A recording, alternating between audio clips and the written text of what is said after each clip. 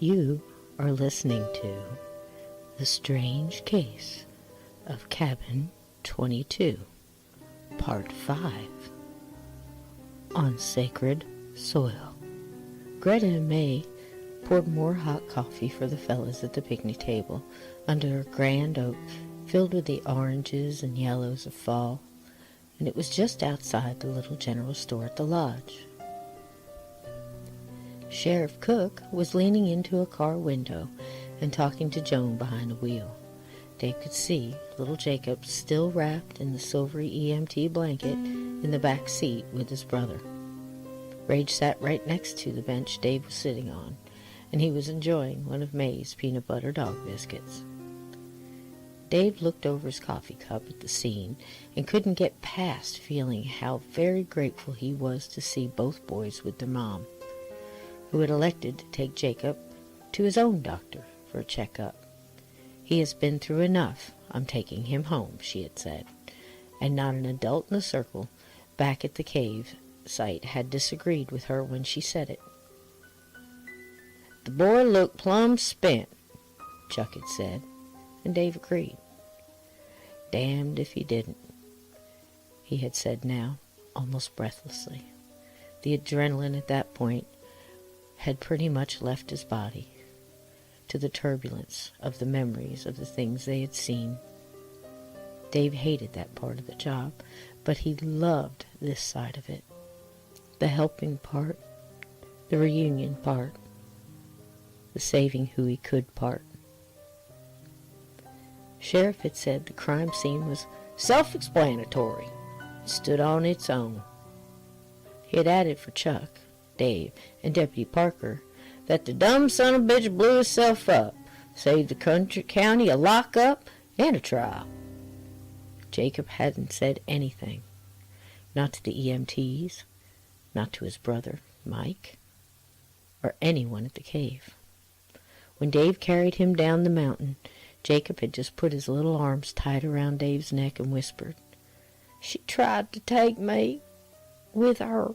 She tried to take me with her." He repeated it twice, and then nothing. Dave looked into the open car door of Joan's back seat at the little boy now, remembering. Joan was parked in front of the general store, hers and the boys' things, fishing poles, gear and all, loaded up. Greta and May had packed up the little family's things. "Quicker now, Spit," Chuck had joked. Dave wasn't sure how fast that was, but their stuff was in Joan's car before they all got back down from the mountain to Hugs and all the hot coffee and pie anyone could want. Joan took her coffee to go, and Dave couldn't blame her. Right now, Dave caught a glimpse of Mike munching on a slice of maize pie, almost leaning over a paper plate, using just his hands, and Dave smiled. The smile faded quickly as he faded back to Jacob, who just leaned back on the seat and stared into whatever memory he had of his own. "What did you see out there, Jacob?" Dave thought to himself. "Who tried to take you with her?" And this thought stayed Dave's own. He couldn't think of any reason to bring it up right now. He was holding more than his share of secrets and thoughts. He and Rage had only been here barely 24 hours, and he had so many questions. It was hard to focus on them all. "Dave?" Dave startled back into the right now. "Do you want a warmer?" May stood in front of him with a coffee pot wrapped in an oven-mitted hand with blue flowers on it. Her smile was warmer than the coffee. Sorry, May. Yes, please," he said, and held out his cup, and she filled it. "You okay, Dave? You look a bit peaked." Yes, ma'am. Just glad the boy is okay is all. Could have been a lot worse." "You boys saw some awful things out there," Charles said. "I hope that little guy didn't see it too," she added. "Me too, Mrs. McGee." "Me too." "Bubba, You want a warmer on yours. How about more pie? Bubba was on his second piece and his third cup of coffee, and this, too, made Dave smile. Dave saw Sheriff tap the hood of Joan's car and saw Joan hold up her hand in a goodbye gesture and caught Dave's eyes and mouth. Thank you. Dave smiled and held up a hand and nodded. Oh, you're welcome. Sheriff reached over to shut the rear door, and little Jacob jumped into action, ran out of the side door, and started running toward the picnic table.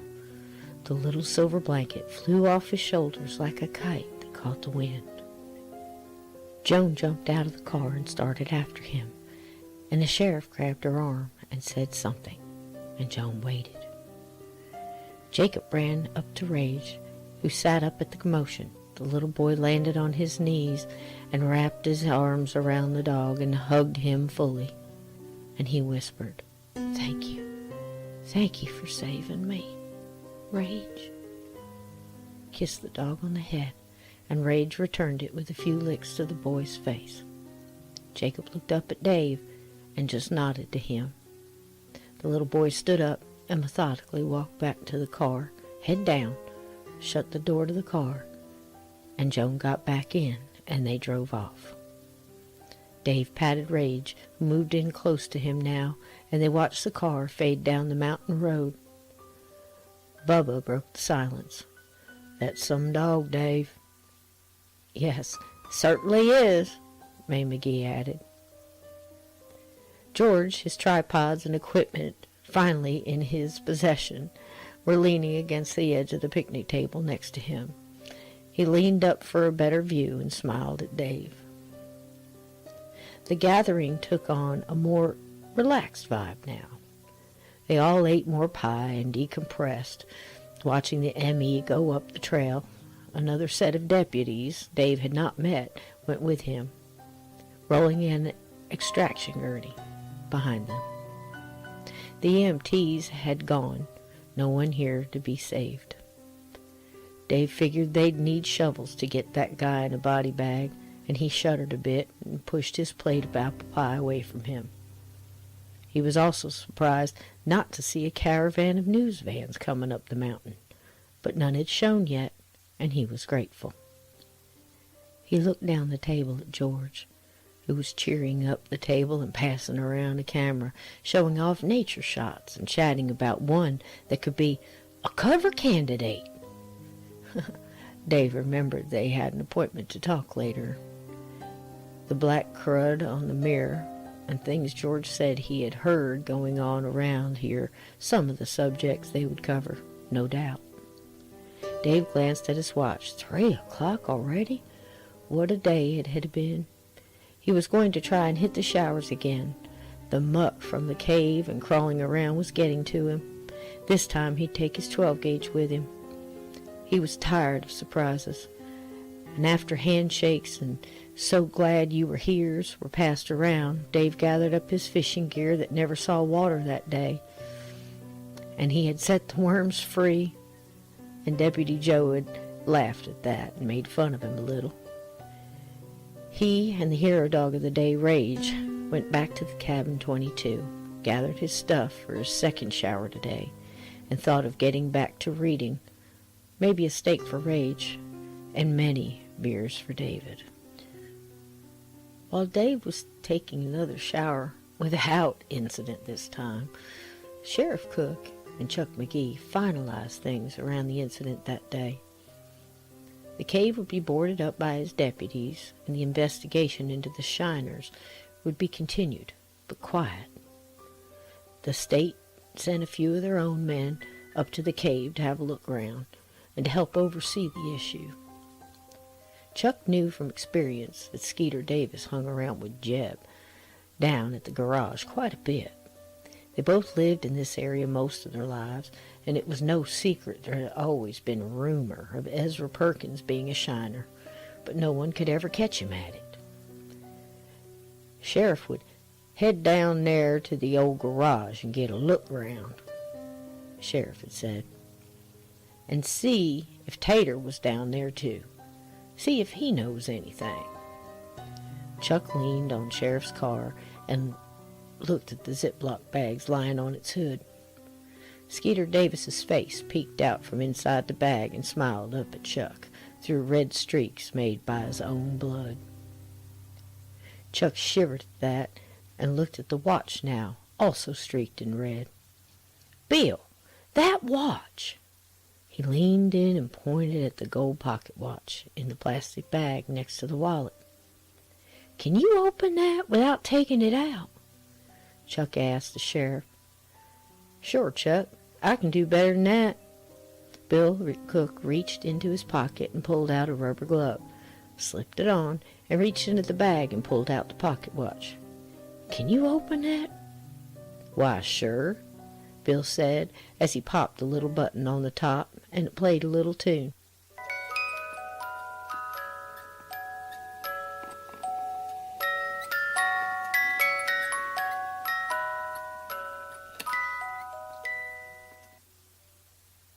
And Bill started to read the inscription, "To Robert," and Chuck finished it. "Eternally yours, Susan." Bill Cook looked at Chuck with question. "You know this watch, do you, Chuck?" Chuck nodded and took off his hat, ran a hand across his forehead, and said, "That there's old Bob's watch, Bill. He never let it out of his sight. It meant the world to him. Sue gave it to him back before she died, years back. Sometimes I'd see him just sitting on a rock by the river there. He'd be listening to that little song and staring off into the woods. That's Bob's watch for sure. What would a no-account like Skeet Davis be doing with that, Bill?" Sheriff closed the watch gently and placed it back in the bag. "Well, I'm just going to have to find that out, Chuck. You call me directly if you hear anything or think of anything else." "I sure will, Chuck." And Bill got into his car to leave. "Bill, you think that little shit had something to do with old Bill drowning, do you?" "I don't know, Chuck. Sure can't rule it out, though. We'll get to the bottom of it. Keep people away from that scene. And hold on to the cabins tight tonight. Darn kids will be stirring up stuff all weekend." Chuck laughed. "Every year, Sheriff, every year." Chuck hit the hood and waved off his friend and turned back to getting things back to a low rumble around the cabins.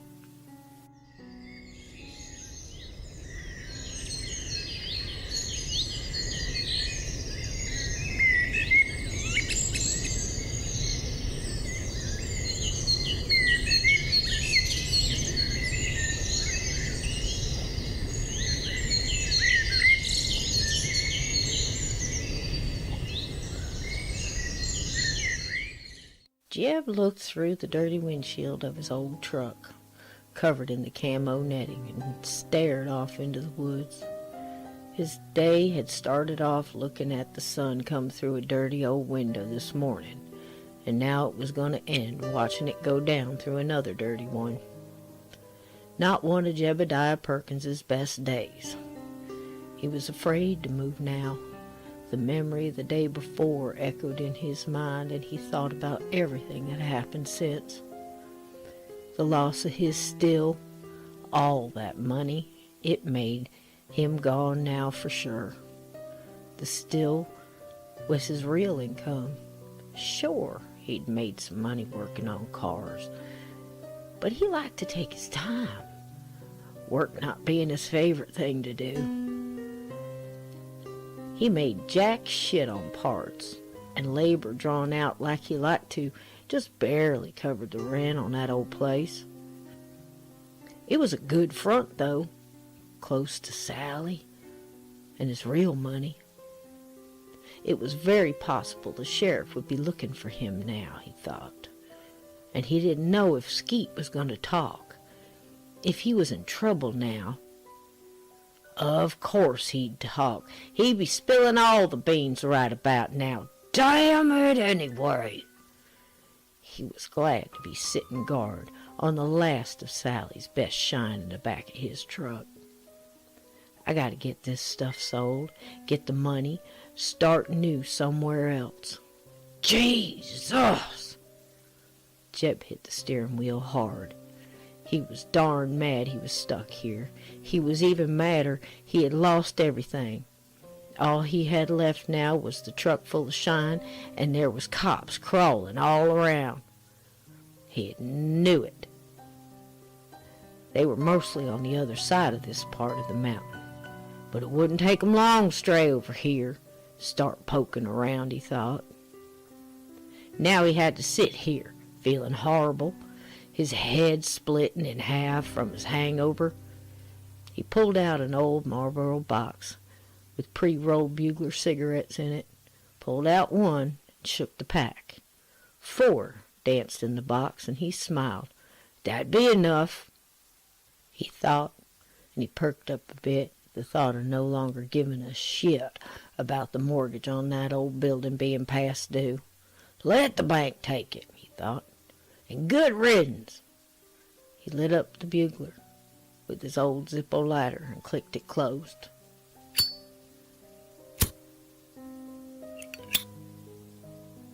This, too, had his daddy's EEP initials inscribed into the front of it, just like the flask he had emptied the night before. Jeb thought when he started new, he'd get his own damn initials carved into something. His daddy left him with years of state tax and a back loan due on that old garage, and quite frankly, he was tired of carrying that old place. He saluted nothing with the mason jar half empty now. He'd been carrying that old garage on his back since his daddy died, and it was a heavy weight. Let 'em have it, he said again. Not my problem no more. He'd have to sit here now, with nothing but some crackers and some Vienna sausages, and wait till it got dark in a place that was really starting to scare him a bit. Jeb set down the jar on the seat and hung onto the steering wheel and peered over it and looked all around through the holes in the camouflage net. He looked deep into the woods that surrounded the truck, and Jeb knew these woods well. Ever since he was a kid, he also knew that there were things in these woods you didn't mess with. Heard stories all his life. Seen things, too. Once, when he was a boy, he was lying right there off of that ridge off that tunnel and saw what looked like a man walking through the back trail. If that was a man, it was a big 'un. He took a long drag off the bugler, and he remembered. Its head was taller than the scrub trees, and they were over 7 foot tall. At first he had thought it was a bear, but a better look through the breaks in the trees told him that weren't no bear. It was covered in a grayish-brown fur, and took long strides as it walked with its huge head held down. And little Jeb then saw it was dragging a buck behind it by the back hoof. That was the second day of the time he had hid out in the caves after his daddy had beaten him. His stomach ached so bad, just laying on the cool slate rock had helped him. Then he saw this hairy man, and it scared him. He had wanted to go home and tell his daddy, tell him to get his gun and go see. But he knew it would just get him a beating again, and he kept his mouth closed. He had looked through books at his school's library, always keeping those books hid behind others he had never intended to read. One day he turned a page of a book, Unexplained Mysteries, Your Guide to the Odd and Unknown, the title had read. And the page had a black and white drawing of a tall, hairy man someone had seen out in Tennessee. They called it a Sasquatch. And the picture and the name had sent a shiver down his 9-year-old spine. He kept that book, never returning it, and took a hard punishment for the $5 fine it had cost his mama to cover the loss to the school. He begged her not to tell his daddy, and she never did. And he felt bad he had lied and told her that he had lost it. Jeb had been scared his daddy would find that book, and he wrapped it in one of his old mama's dish towels and buried it in the backyard under the big rock by the pear tree that bloomed white every spring. Twice in his boyhood he had dug it up just to look at the picture and tell his young mind he hadn't been as crazy as he thought. The book told facts about the creature, too, that they would bang on trees with branches or throw rocks, and had a real sad wailing, moaning sound when they called out to each other. And sometimes he could hear wailing sound coming through the trees. It echoed off the rocks and scared him to death every time. It sounded kind of like whales did. He once caught a show on the TV. The narrator on the show said whales made that sound when they talked to each other. And the sound sounded just like what he had heard. Only the ones he heard seemed sadder somehow. And Jeb had wondered if the big hairy Sasquatches talked to each other in the night in these woods, too. Of course, that would mean there was more than one, and that scared Jeb even more. These woods had showed him things he had never wanted to see, and for the most part, he'd figured it was part of the way of things. He did his best to avoid the woods at night, but his business was shine, and shining was a job after all. That's why they call it moonshining. And Jeb smiled, a bit of pride welling up in his chest. Moonshining was a serious business, and he loved the chance of it all, the thrill of getting away with it, the secret of it all. He was good at keeping secrets. He had been all his life. But no matter how hard Jeb tried, he'd never been as good at keeping secrets like these woods were. They held on to their mysteries well, and just sometimes you'd see just a bit of a glimpse of it, of something that was so scary it kept little boys and men alike awake at night. And now he was sitting plumb smack in the middle of them. Jeb leaned back in the seat, pulled his hat down over his eyes, just not wanting to see any more, smushed the cigarette butt into the truck's ashtray, and slid down into the seat. He planned on getting a little rest before his big drive-off escape tonight. He'd hoped that the cops would be gone before he tried to get down the dirt road and away from this mountain and off to freedom. Jebediah Perkins whispered to himself, so quiet he almost didn't hear it himself. It just can't get any worse than this. And he slowly drifted off to sleep.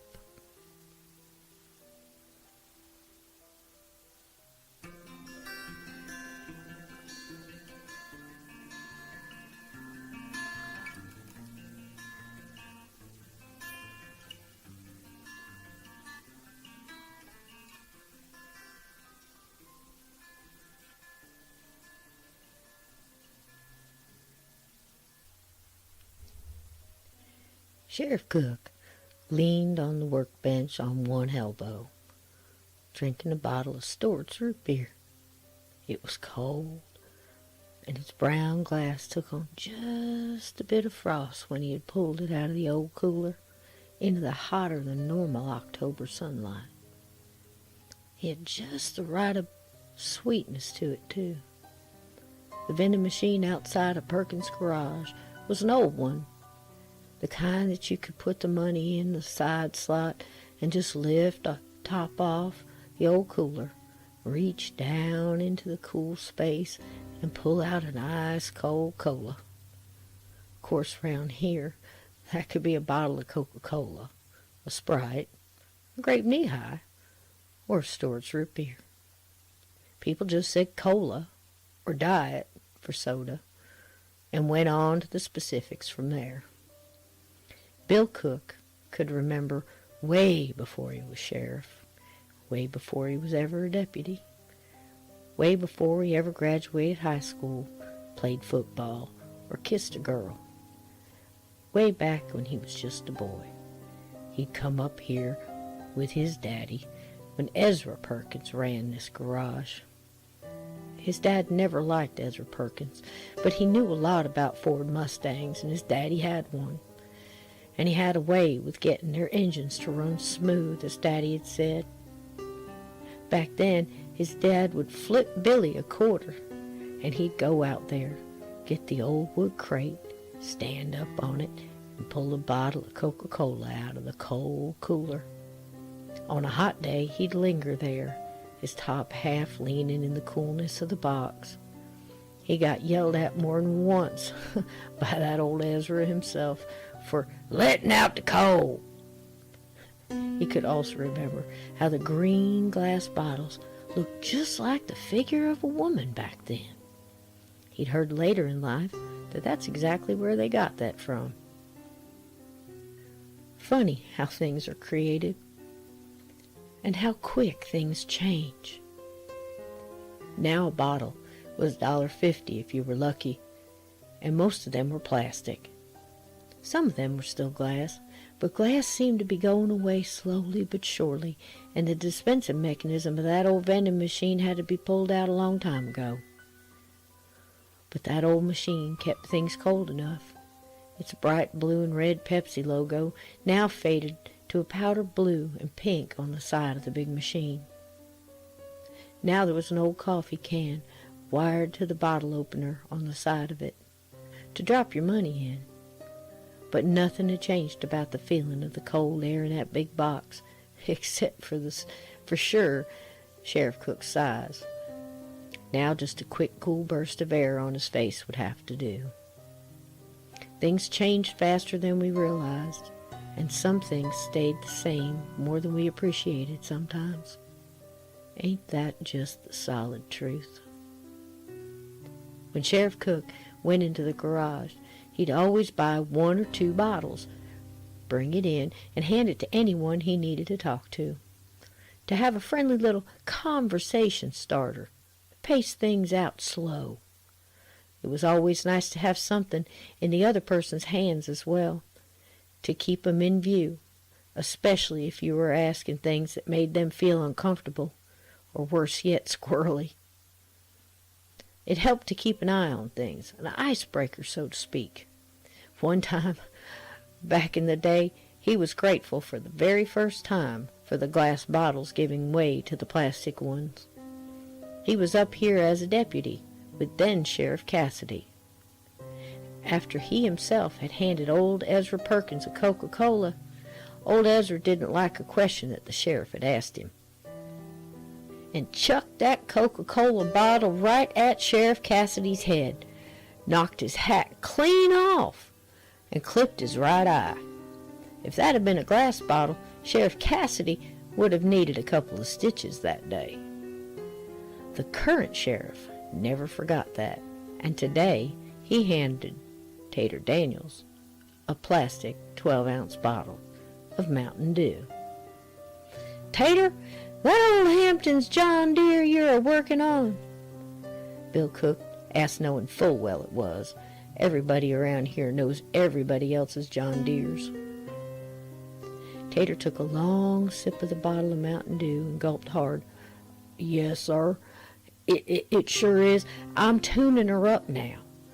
Got her all straight." Tater seemed both nervous and excited at the same time to Sheriff Cook's trained ear, and he pressed on, lifting the brim of his hat just a titch off his forehead, a tell that meant he was officially on business now. "That's a big job, Tater. Looks like you're doing fine at it, though. Where's Jebediah today? Shouldn't he be here helping with that?" Tater got visibly more nervous now, took a long swig off the dew with a greasy rag, and with the other hand he wiped his forehead. Oh, I got it," Tate pushed out, almost saying it all, talking around the green plastic bottle in his mouth. "Jeb isn't feeling too good today, Sheriff." "Is that right?" Sheriff smiled now, pretty much getting the whole picture played out in front of him. If Jeb left Tater to work on a job for Farmer Hampton, who was a man finicky about his equipment and had a tight hold on his wallet, something awful important had to be pulling Jeb away from overseeing this job. Sick, is he? That's terrible, Tater. You let him know I said I hope he feels better. He must think an awful lot of you, helping to keep the place going.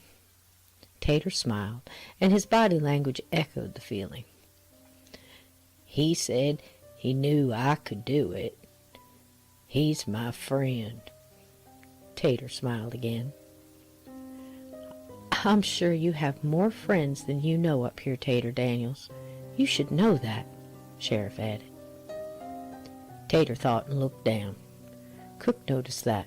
Not too much passed by Sheriff Cook. You do know that, Tater, right? You can always come and let me know if there's a problem, or tell Chuck McGee. Chuck and May have always been there for you, right? Tater hung his head down a bit more, and in someone who had a heart as big and somewhat clumsy as Tater Daniels, it was a sound tell of guilt or shame. Tater was slow, but he had never been ignorant. However, Bill Cook knew he was easily influenced by those more crafty and ill-driven. Tater answered, They treat me fine. Pay me good, too. May makes the best pies, and sometimes she makes a cherry one just for me. Tater smiled big now and bounced his leg like an old hound wagging his tail, Bill thought, chuckled a bit. Yup, they're both good God-fearing people, and they think a lot of you, Tater. Tater obviously thought on this, and the smile waned a bit. Bill caught it and thought he'd have to rattle around in Tater's head a bit more to find out what he felt guilty about where the McGees were concerned. Right now, he needed to focus on Jebediah Perkins, and did so. Jeb in his cot in the back, is he, Tater? You don't think he needs a doc, do you? Sheriff leaned up off the workbench a bit and took a step, like he himself would check in on Jeb in the back room of this garage. Tater stood up fast, knocking a screwdriver into the floor with a metallic click, and Bill Cook was no longer focused on the plastic bottle of Mountain Dew. It was the 1 3/4-inch wrench Tater gripped in his left hand that caught his full attention now. Oh, no. He told me not to wake him up. No new calls today. No new business today. He said he made it clear he did. He's feeling real punk, Sheriff. Been puking all night, he has. Can't keep nothing down. Sheriff Cook pulled his tan Stratton cowboy hat down over one eye. His signal, his business was pretty much concluded here. Well, that sounds just awful, Tater. Must have got a hold of some food poisoning. He leaned back on the workbench to help settle Tater a little bit. Or was he a bit too far in the bottle, do you think? Tater looked down and thought a moment, and satisfied with an answer, he offered it. I think you're right, Sheriff. Got a hold of something bad he ate. Probably that potted meat we shared yesterday. I told him it tasted expired. Sheriff grinned a bit now. You get sick too, Tater, did you? Sheriff asked, feeling like a man on the control end of a fishing pole, just jiggling the tip enough to wiggle the bait just right. Tater's muscles relaxed a bit, showing he didn't think this one through as good as he had thought. No, sir, I feel just fine, he admitted, and sat back down. And right there, Sheriff had the period on the sentence. He tossed the bottle of root beer back, finished it, and made a clean shot into the old metal garbage can halfway across the room. It made a loud metal-edged bang when the glass bottle hit, and Bill Cook cocked one eye past Tater at the back room door that led to where Jeb's makeshift bedroom was, and listened for the squeaky springs on the old cot, or a resounding, "Shut the hell up out there, Tate!" But nothing came. Sheriff Cook didn't think it would. Bill Cook, however, hoped against hope it would. Bill never wanted to believe in the bad in humankind. Sheriff Cook saw it every day. He was damn sure now Jeb wasn't there. He didn't even need to look, and chance signaling Tater that something was up. Best to just let it lie for now. I bet he is damn sick, though, Cook thought. The lawman kicking in strong now, stepping up front and center in his mind. Sick about the trouble he'll be in when he got linked to that still and all those years of selling illegal hooch out there. Law was law, and this time he would prove Jeb had a hand in breaking it. Done here for now. Tater, it's been fine catching up with you. I'll let you get back to work now. You let Jebediah know I would like to talk with him when he wakes up. Tell him that, all right? Sheriff Bill made his way toward the door, and Tater answered back, I sure will tell him, Sheriff. I'll tell him. Thank you kindly for the do." And he held the bottle up to emphasize the gratitude. Tater watched the sheriff leave and almost collapsed with relief. "Stay out of trouble now, Tater," he called back just to jerk him up once more. And Bill walked out into the gravel parking lot. Sheriff Cook did not get back into his patrol car. He walked around back of the garage to look to see if Jeb's old truck was there, and to his surprise, it was. The old green Chevy was parked cattywampus by the back entrance.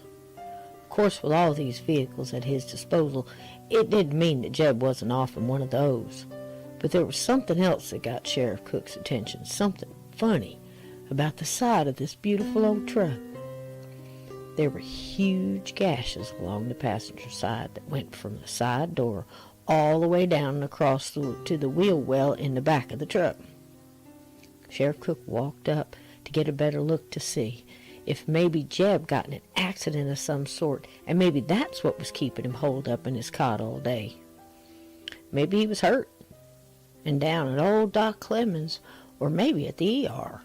This didn't look like an accident, though. It looked like maybe he got too close to a branch along the wood line up one of the back roads. Probably drunk, he thought, and lifted up his hat mindlessly. Closer inspection showed him it didn't look like that at all. This looked like claw marks. Claws that seemed at least 3 times the size of his own hand. Cook had big hands for any man, and he laid his hand up against the door, took out his old flip phone, and snapped a few pictures. He truly was at least 3 times the size of his own hand for sure. Sheriff Cook looked down, and he knew that was trouble. What kind, he wasn't sure. A bear, maybe? Something else he had to look into now, and he headed back to his cruiser. Sheriff thought long and hard on the way down the mountain. There had been a lot going on that day, and he had a lot to sort out. He would call Chuck McGee when he got to the office, let him know to be on the lookout for a rogue and angry bear, or anything rogue and angry tonight. Tonight, after all, was Hell Night, and it was off to a great start. Used to be, when he was a boy, it was called Mischief Night. Just kids throwing eggs at cars, or soap in windows, or TP in their teacher's yard. That was the norm when he was a kid. Now, as a police officer, it was pure hell for him and his staff, and it was just getting started.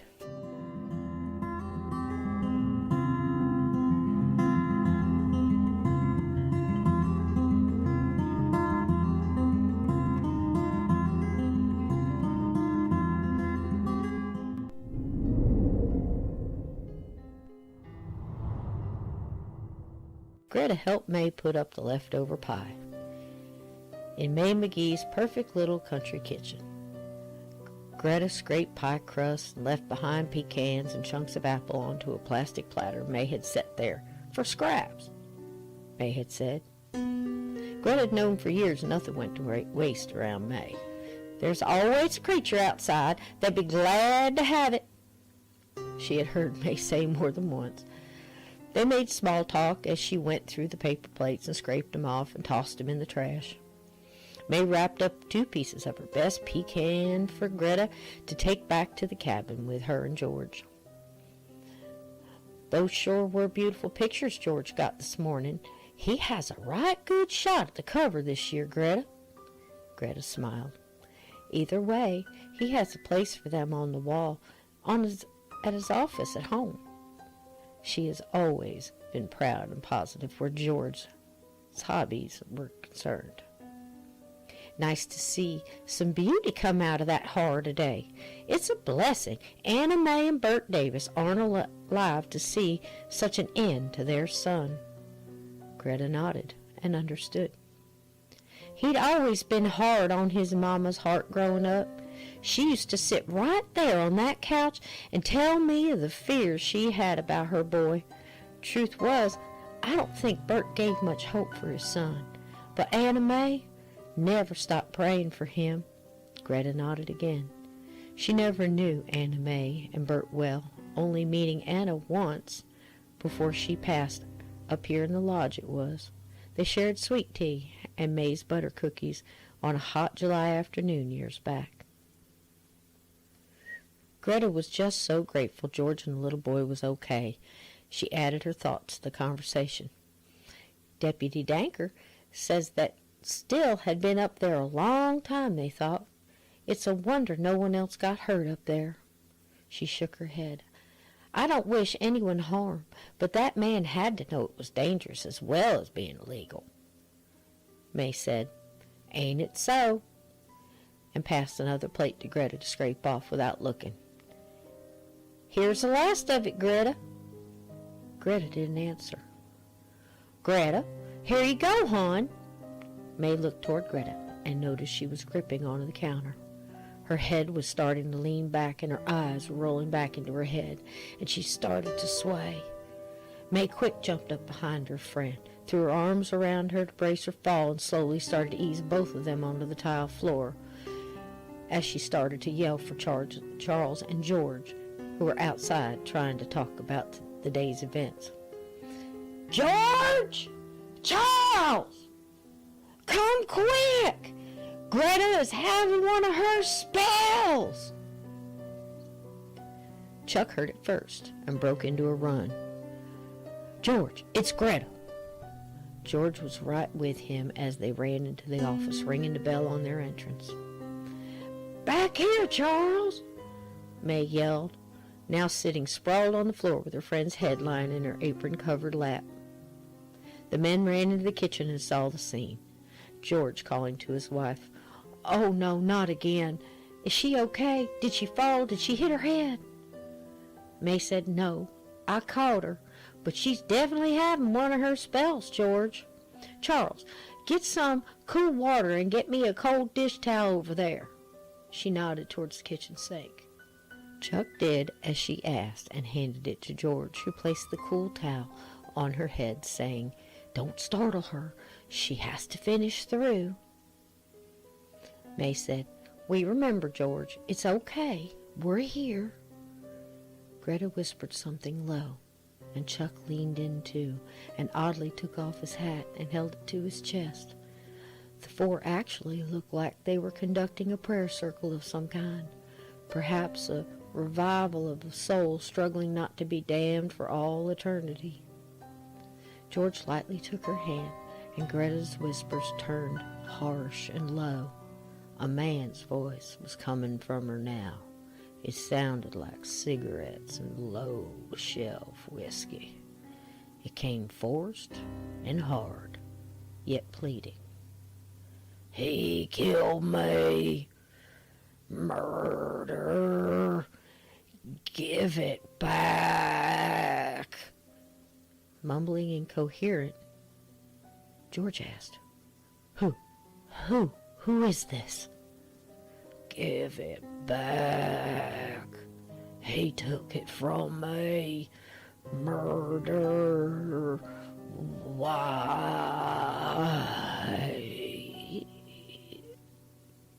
Came the same voice again. May looked up at Chuck, and he pulled up a chair, sat down, leaned low and quiet, and spoke kind and direct to whomever was speaking through Greta. Mister, who are you? We'll do our best to help. Give it back. What? What did he take? Chuck edged on. Suzanne. He took my Suzanne. Chuck's eyes were the first to widen in surprise, followed by May, then George. A surprised round robin, so to speak. May covered her mouth with her hand, and Chuck continued to be the speaker of the group. Bob? Bob, is that you? He gripped his hat tighter and leaned in a little more. Greta's body lurched a bit, and her head shook a yes, as best as it could cradle in May's apron. Oh, Bob, Chuck answered as his heart sank a bit. We are so sorry. Who, Bob? Who did this to you? Chuck asked the question, but had a darn good idea. He just didn't want to say it now, not without further information from the sheriff. Greta's lips were forming words, but no sound came from them. Chuck scooted his chair closer, his bad back only allowing him so much distance. Bob, he repeated, who did this to you? Greta's hand pulled from George's gentle grip, and in one motion grabbed a handful of Chuck's red checked flannel shirt and pulled herself to a perfect sit-up and wound up inches from Chuck McGee's face. Chuck's eyebrows went so far up his forehead they almost touched his hairline. Greta's eyes rolled down to meet his, and for a moment he felt he was looking into the eyes of a man he had seen lowered into the ground at the Seven Pines Southern Baptist Cemetery just months ago. A small, surprised burst of air came from Chuck's throat, and his dead friend inside Greta spoke again. Murder, danger,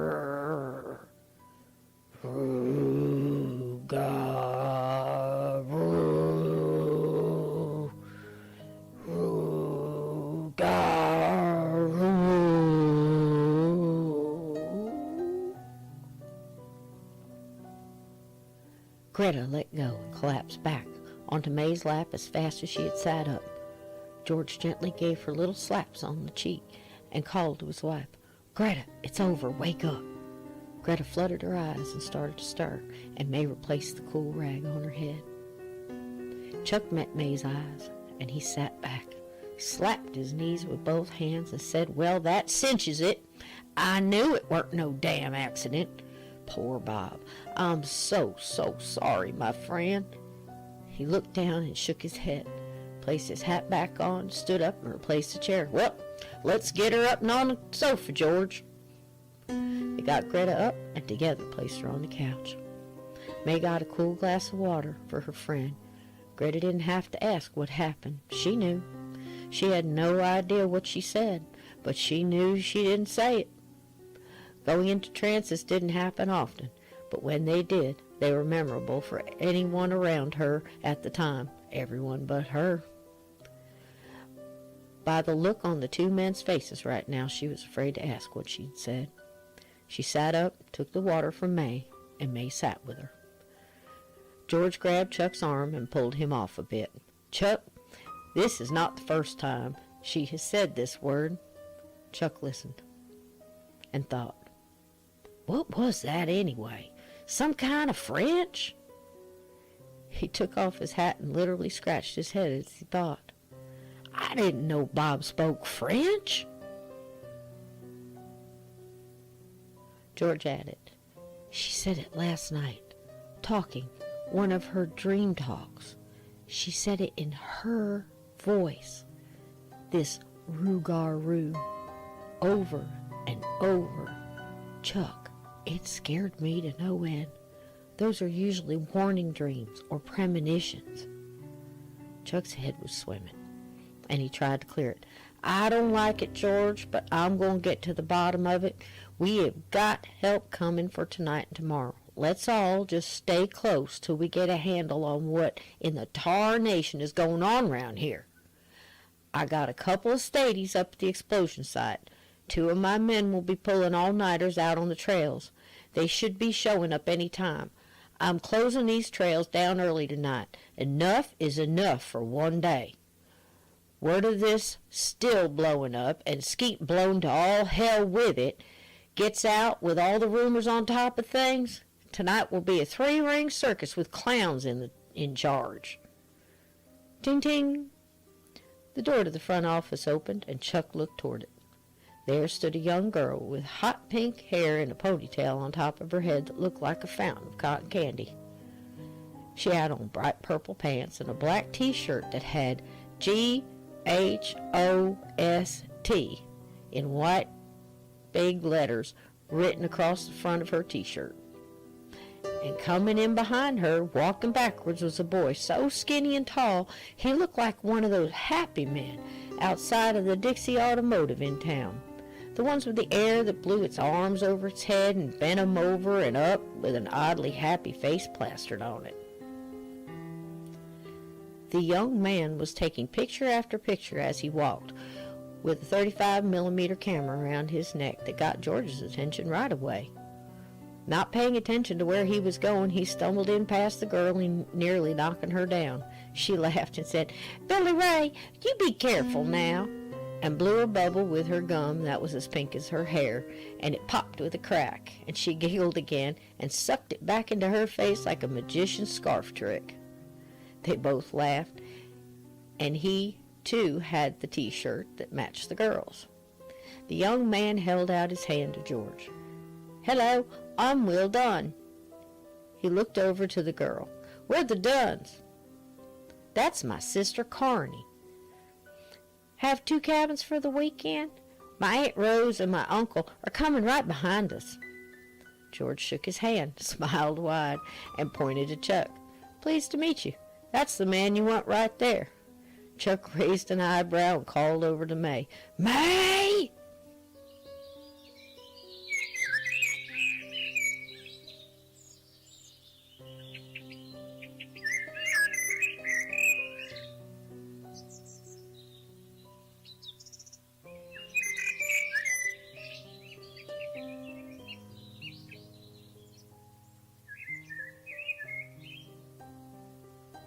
Dave was finally back on the porch of cabin 22 with his feet up, with Rage sleeping on the deck and trying to relax a bit himself. He was trying to concentrate on the book in his hand. It was difficult, though. The scenes at the cave, though gruesome, were not at the front of his mind. It was the little boy and what he had said. It was also all the unexpected things that happened since he had been here that were hard to push away. He looked at Rage, who was sleeping heavy near him. He was one hell of a dog and hell of a friend. But Dave wished he could ask him what went on in that tunnel with Jacob. Dave took a long slip of cola he had grabbed from the store before making his way back here. He wanted a beer, but it was still early, and he wanted to be as clear-headed as possible for his talk with George. He remembered he had promised to go down the mountain to town today, and while there, look up something for George. What was that word again? He fumbled through his head, looking for the word. Ragu? No. Ragaroo? Oh, no, that's not it. He shook his head. Rougarou. That was it, and he snapped his fingers. And Rage looked up. No, boy. Sorry. Go back to sleep. And Dave laughed a bit then. He would have to go tomorrow. He was tired himself right now. George, Greta, and May sat at the kitchen table now. playing a card game to take their minds off things a bit. Chuck was in his office making some phone calls. May was glad she had brought in extra weekend help. She had Thomas in the general store till close, and that gave her a bit of downtime. With the full house and all the commotion, she would need it. Elda tinged the door now as she came in the office, and May got up thinking it was another renter. "All clean and ready, Miss McGee. Wasn't much to clean, though." "Oh, thank you, Elda. So glad you could add that one on last minute. I do appreciate it," May McGee said as she accepted the key with the gold 19 on it from Elda. "You know I don't mind, as long as I'm down that mountain before dark." May knew and nodded a knowing smile to her. Elda added, "I'll be back early tomorrow to put a clean and polish on the showers in the morning. See you then, Miss McGee." May told her, "Safe drive, see you then," and she hung the key for 19 on the hook with its mate, the only one on the board that had 2 keys hanging on its numbered hooks, meaning they were full to the brim. And Chuck told her to save 19, the one Joan and the boys moved out of today, for someone special, and she did. Dave moved to the couch with rage and actually got a couple hours sleep. He was up now and hungry. Getting a couple of steaks ready for the grill, opened the lid of a big can of Roadhouse baked beans and intended on putting the can right on the grill. He plopped a long-handled spoon into the can. "We're eating like kings, aren't we, boy?" Rage wagged his tail in agreement. Rage had earned it again without a doubt, and off they went. Dave balancing the plates of steaks, a huge grill fork in one hand, a beer, and the can of beans in the other. He about had the back door pulled open, using some fancy footwork, when there was a knock at the door. Rage barked once, and Dave said, "I don't know, boy. Let's go see." Dave set everything back down on the counter, and they both went to the door. He thought it may be George. It wasn't. Dave stood there, staring at a man on his cabin's front porch for what seemed like a long minute. The tall, dark-haired man looked familiar, but he couldn't place him right off. The man smiled and held up a 6 of Yingling lagers and smiled a bright smile. "Thought you might be needing one of these tonight." All at once it came to Dave. "Joe, what the heck? Yeah, sure could. Come on in." Rage was glad to see Deputy Parker, in civilian clothes or not. Rage recognized him right off. "Hey, Rage, how you doing, buddy?" Rage greeted him like an old friend, even though he had just met him that morning. "What brings you back here tonight? After today, I'd figure you were knocked out by now." He took the beer from Parker and motioned him to a stool at the island counter. "I was scheduled a couple days off. Sheriff wasn't feeling good about leaving things as they were today. With tonight being hell night, too, we were stretched thin at the station, so I volunteered to spend a couple nights here, to officially keep an eye on things, unofficially. Sheriff Cook doesn't think Davis was on his own running that shine out there. Wanted somebody close from our station just in case. There are a couple state boys up around the cave area. McGee's donated a cabin for me, so here I am. I'm in 19 and thought I'd let you know where I was, you being the only other person up here at least trained with the SARS. And well, unofficially, you're here for another week." Dave was honestly glad to hear it. He wasn't settled with the things ending completely today either. He didn't know these people well, but from what he had seen, he was grateful to have another trained eye out here. "Damn glad. Looks like we both got gypped on our days off." Dave held up one of the cold beers, and Joe nodded. "Just one, unofficially on duty." Dave laughed and handed Joe one. "I know the feeling," and popped 2 more in the little fridge. "Hey, are you hungry?" and pointed to the steaks, and Deputy held up a hand. "Oh, no, I didn't mean to intrude." Joe saw the 2 rare steaks and looked around. Maybe there was someone else there. Dave caught the look and pointed down at Rage and smiled. He likes his medium rare. How do you like yours?"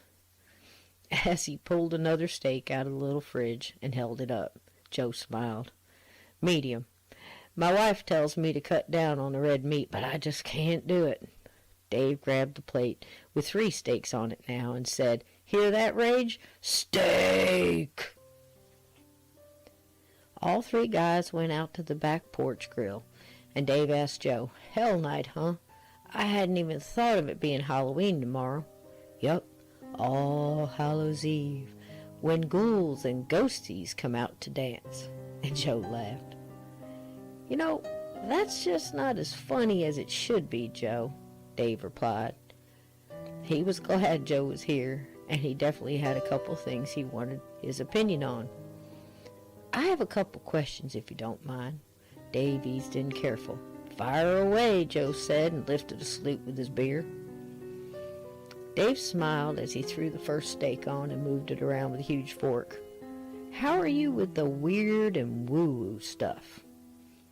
"Officially, it depends on the evidence and the facts," Deputy Joe grinned.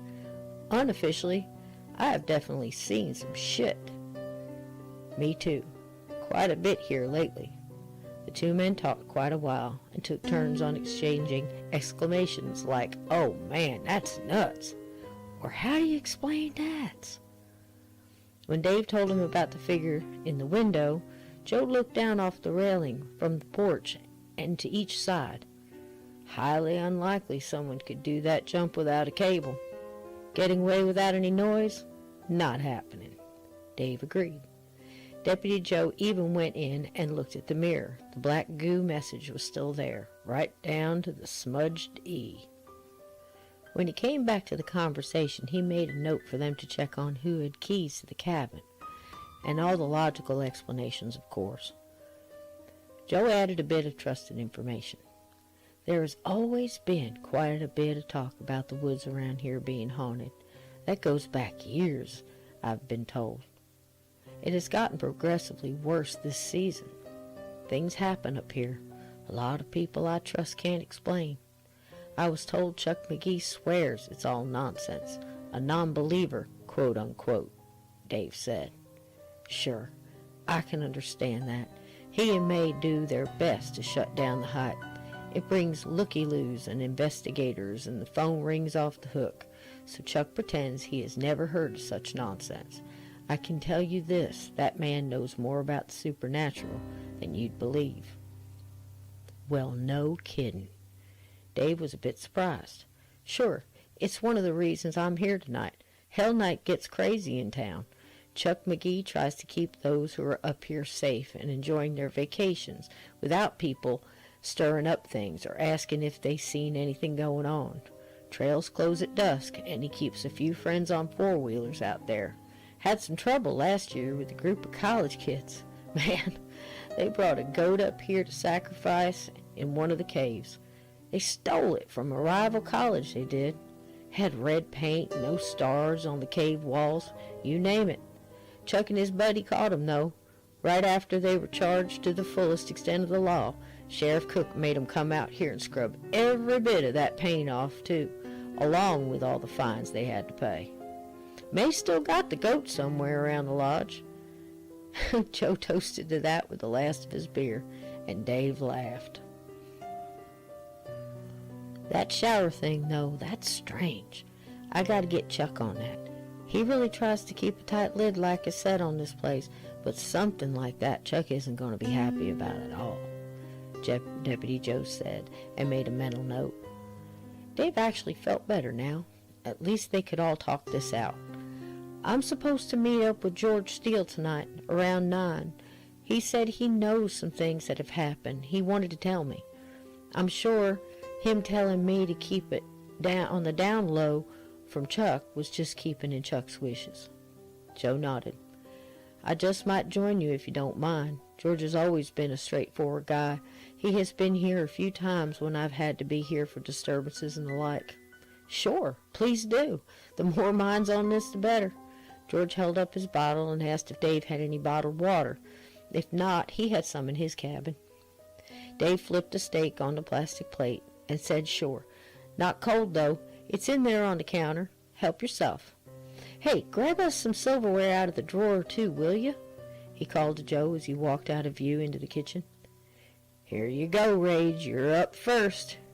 Rage was all ears and tail wag, and he didn't need any more prompting. Dave set the plate down and patted his buddy's head. Enjoy, buddy.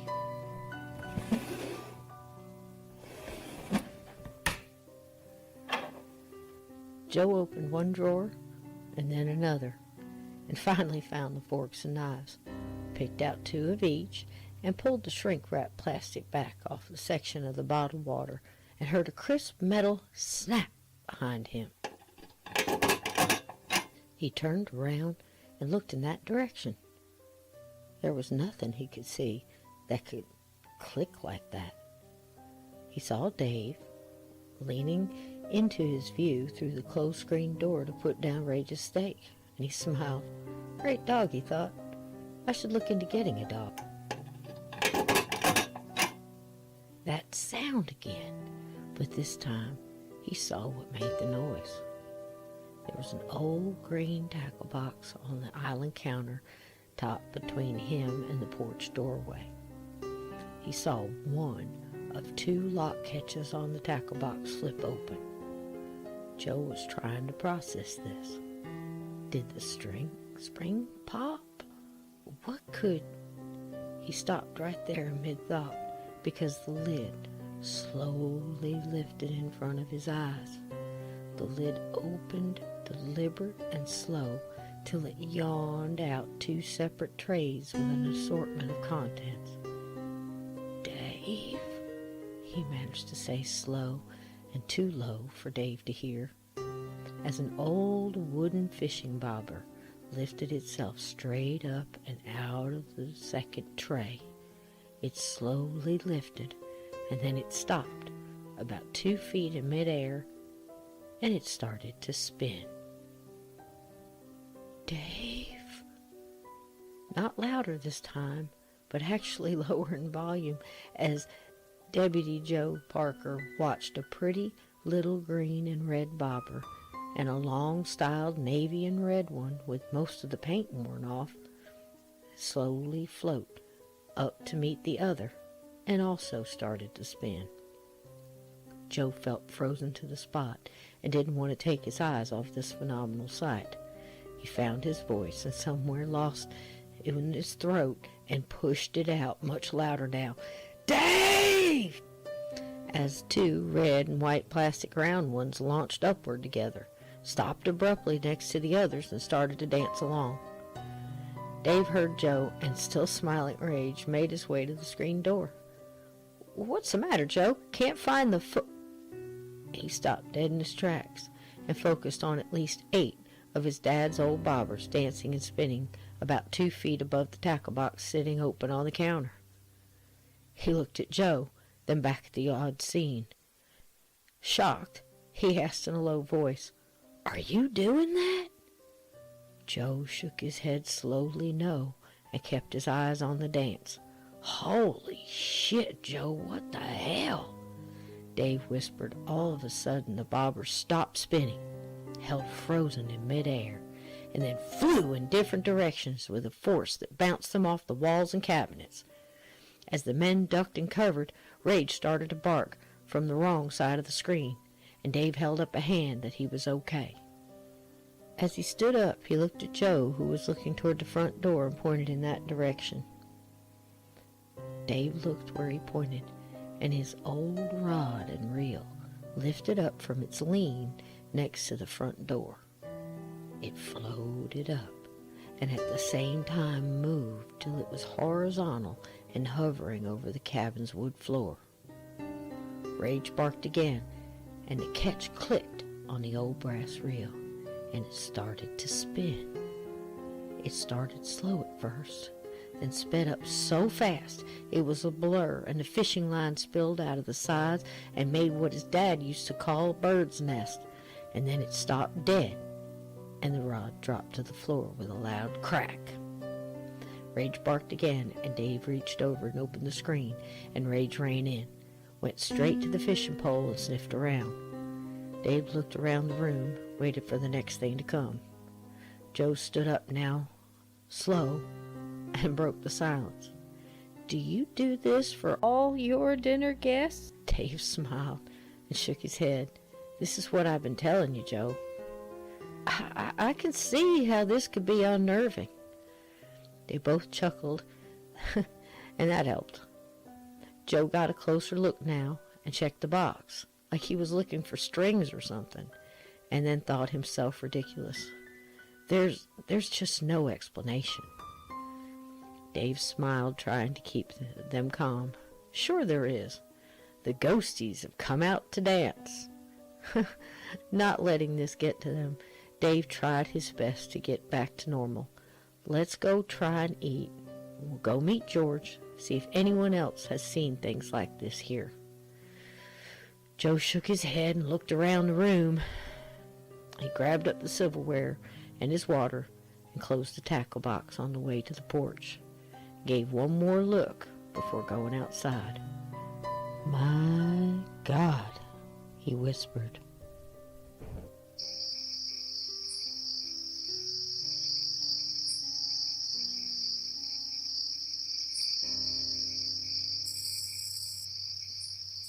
Jeb woke up, his muscles cramping in his neck, and startled himself, recalling all at once where he was.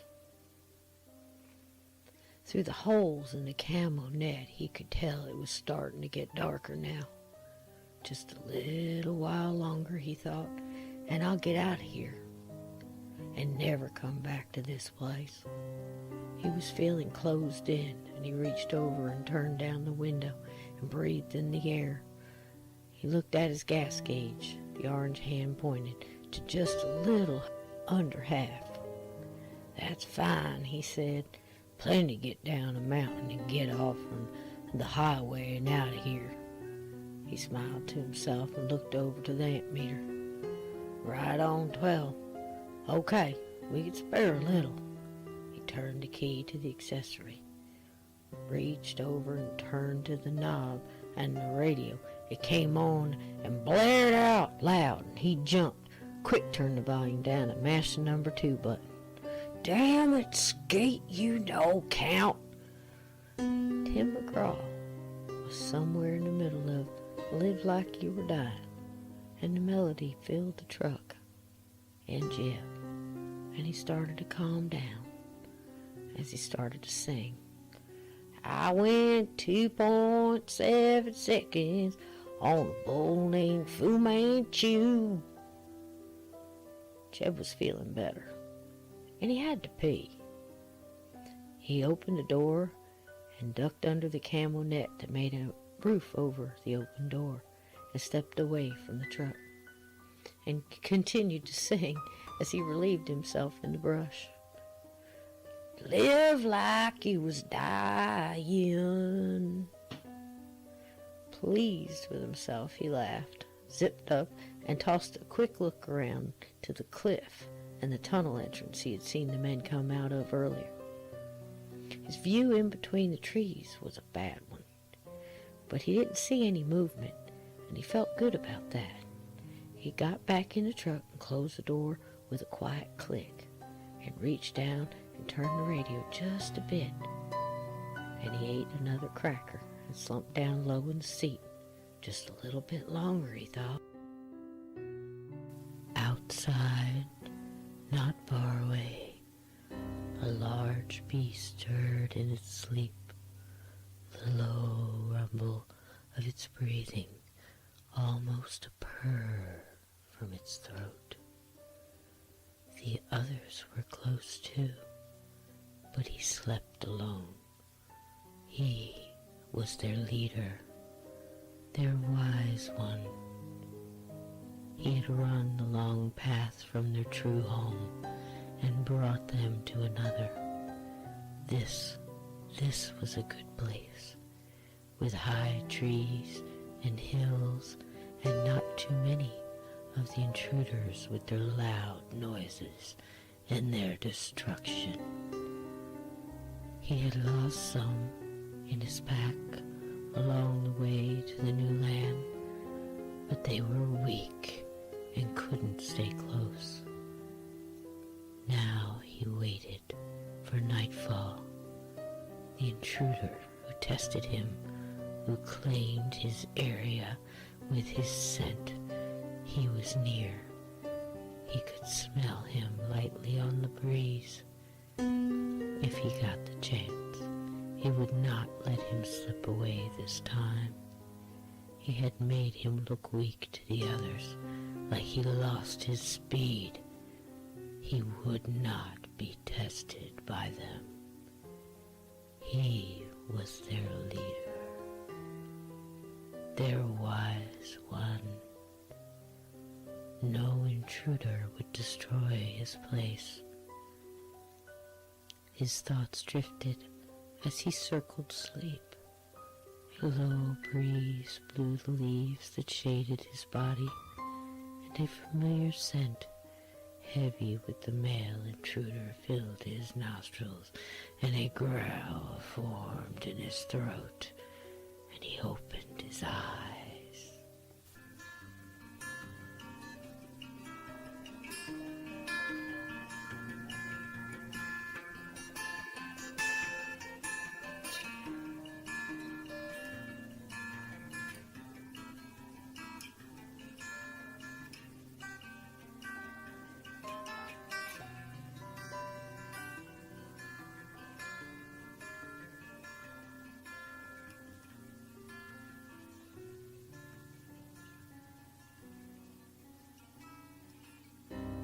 Like I said, Bill, Chuck finished over the phone, I have good reason to believe that Skeet Davis had something to do with old Bob's death. I can't tell you how over the phone, but you gotta keep your eye on it, and I will let you know if I hear anything else. But Bob was murdered, though. Of that, I'd bet my right arm on it. If I get any more information, I'll be in contact. Sheriff Cook thanked Chuck McGee and filled him in on the possible bear attack truck. I don't know. It don't sound right unless Jeb was antagonizing something or had food in his truck. Damn big, you say? Bill remembered the size of the claw marks and answered, Hell yeah, they're big. You just keep the trails closed down. Tell your boys on the trails to load heavy and be safe out there. Will do, Bill, Chuck agreed. You get to talk to Jeb? No sign of him yet, but we got an eye out for him. Thank you for the loan of Deputy Parker, Bill, and you stay safe out there tonight, too. Chuck hung up the phone, and Fritz, the black Persian, rubbed against the screen and blinked his green eyes at Chuck. And Chuck smiled and pet the cat. Okay, I got work to do now, Fritzy. Come on now. And hit the Google icon on his laptop. The goofy letters popped up with pumpkins for O's and a witch hat on the G. Looked like a snake was the L, and the E poofed and turned into a frog. Did you see that, Fritz? Ain't that just something? Chuck said, not a hater of Halloween by a long shot, but it sure had cost him some right good headaches in the past. Fritz tried to walk over the keyboard, and Chuck picked him up gently and placed him on the floor. Go see if your ma's got something for you, Fritzy. I got work here to do, boy. And he smiled, and almost before he sat up, Fritz was back up on top of the desk rubbing on the screen again. All right, Chuck laughed. But let me type here, and chuckled. Fritz almost always won the battles anyway. Chuck typed RUGAROO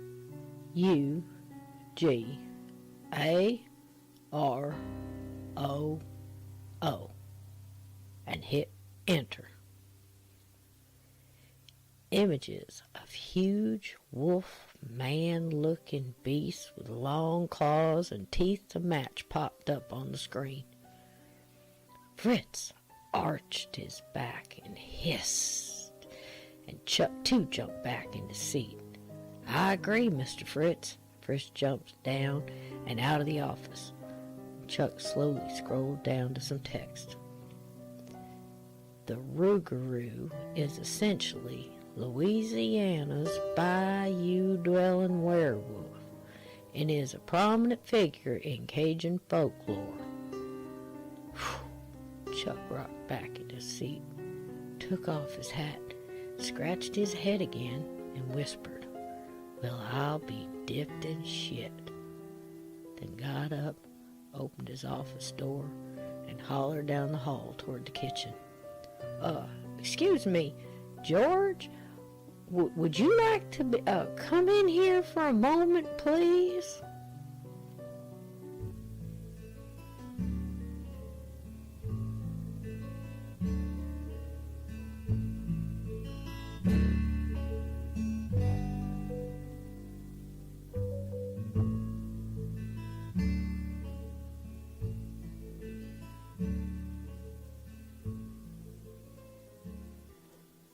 Tater had been long done with the tractor, and he took care of Mr. Hampton and his son when they came to collect and paid the bill in full. He felt good about having handled it all well, but he still felt bad about a few things. One, he had no idea what was taking Jeb so long. He promised he would not leave Tater here after dark, and it was pretty near that now. Things Tater didn't like happened here after dark, and he wasn't staying much longer. And then there was two. He had not thought of how good the McGees had been to him in a long while. He was still sad his daddy didn't count him in on the will when it came to the partnership with Mr. McGee and Mrs. McGee. His dad and Chuck McGee had owned that property together for years, and when he died, Tater had thought he could step in and be partners with Mr. McGee too. That didn't happen, and Tate was right sour over it. He let him pick any cabin he wanted, sure, for his own, and gave him the job as caretaker in charge of all the maintenance and a check every week put right into his account down at the bank. But Tater was a full-grown man and wanted a say in the camping grounds, how she was run, and to make sure the woods and animals were protected and cared for. He never said a word after the will reading. No one would have listened to him anyways. They thought he was dumb or worse, 'cause the lawyer just spoke out the words his daddy wrote, that he was trusted to them, and that meant he was dumb, and his daddy thought so too. Tater was sadder than ever after that. And now Sheriff Cook was a smart man. He had a uniform and all. And he said they thought a lot of him, and they were his friends. That made Tater think that all Jeb and Skeet had told him was not as true as what the sheriff had told him today. If they were his friends, Tater had been wrong, and he felt guilty and had to find a way to make things right again. He sat at the old desk and looked up at the dirty little window. It was getting dark fast. "Oh, Jeb, where are you?"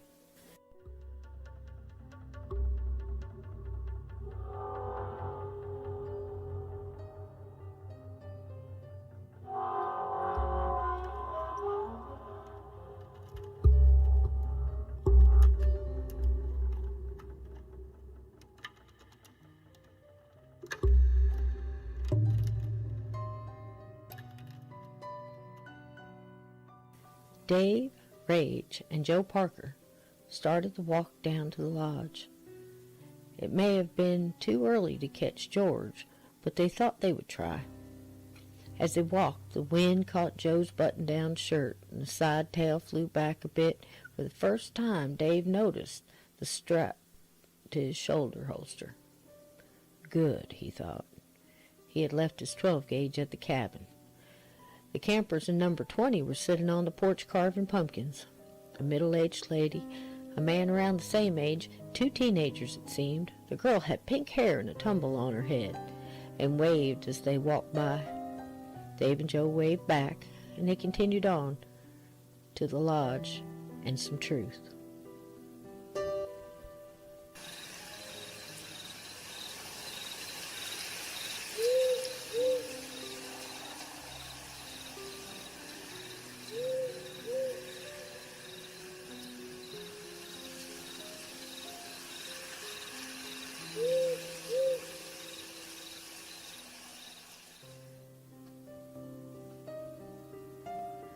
Jeb listened to one more song till the amp meter told him he better cut her off now, or risk her not starting. Jeb thought, wrist turning the key. The old Silverado started on the first turn. Good old girl you are. Jeb smiled and let her run just a bit.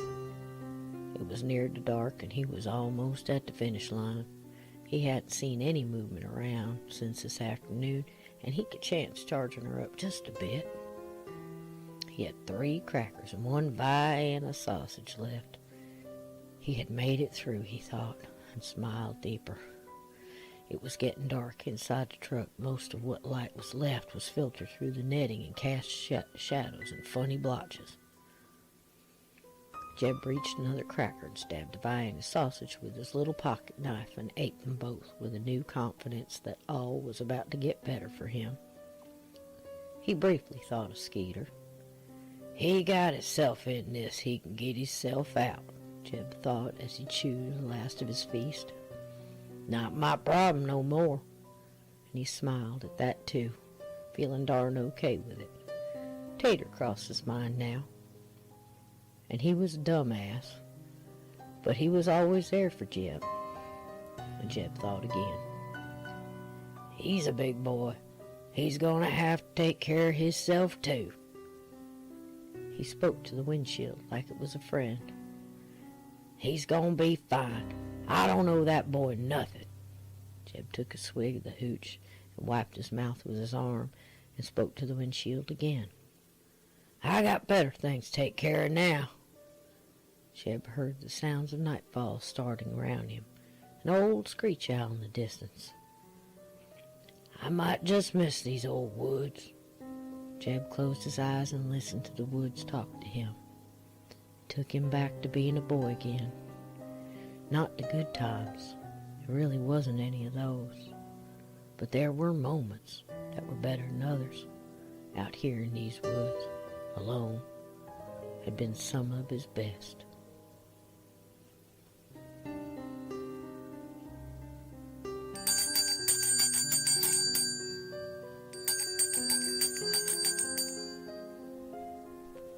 The bell tinged, and Rage walked in first, up to the counter and sat down in front of it, like he himself would rent a cabin from May.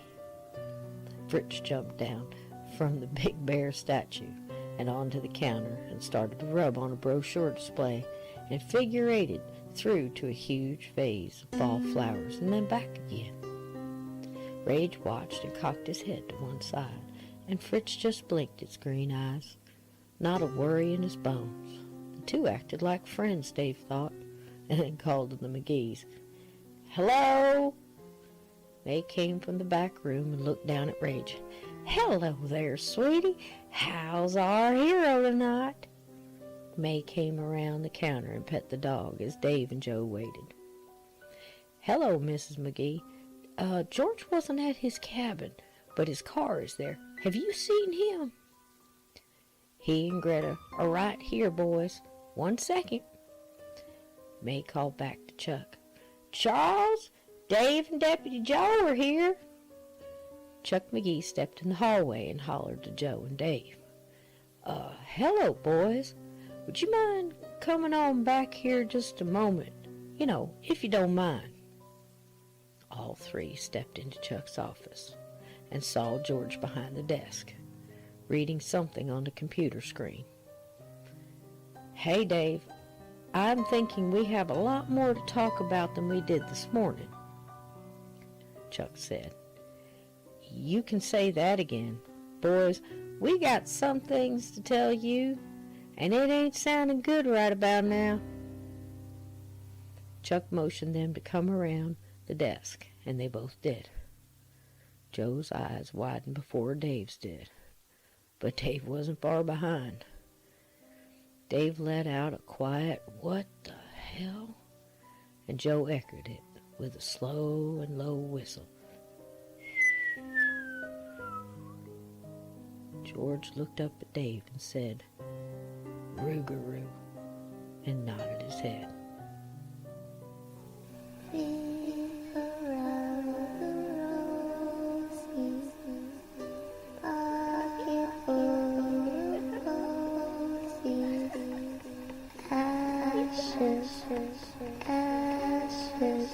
We all dead.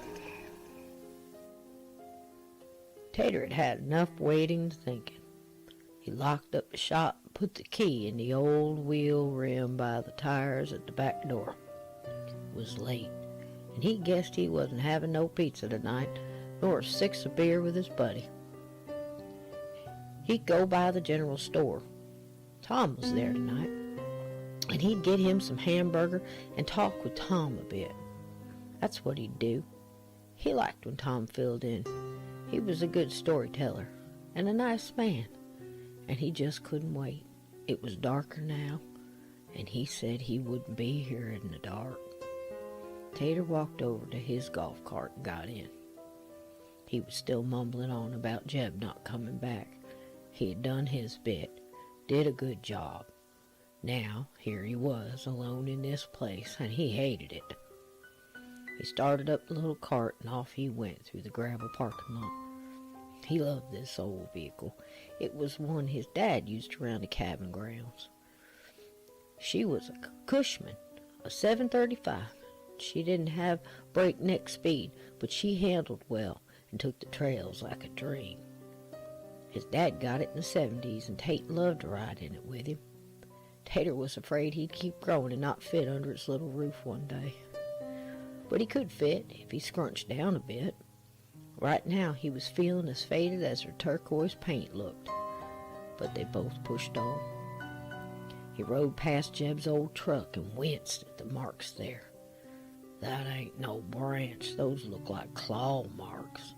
It made Tater's skin bump up. A bear or something bigger, he thought, and this made Tater's head hurt. He turned and went the other way to avoid having to ride past it up close, and rode in between the farm equipment instead. Then his cart started to sputter,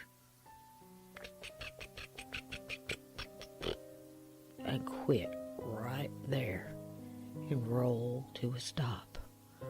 "Oh, no. Gas," he thought. "Oh, no. Jeb had made me so worried I forgot."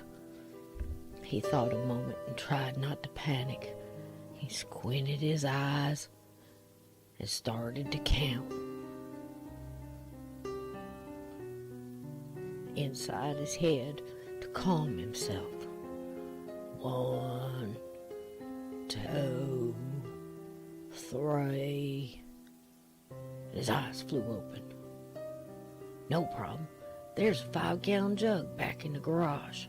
I got it. No worries. Tater, you're fighting everything right today." And he complimented himself for fixing another problem. Got off the cart and walked back. Took the key back out of the rusty rim, unlocked the garage, and got the jug of gas from the workshop. He avoided looking at the truck as he walked back to the cart. Forgot the key and said, "Oh man, Jeb would get me sure."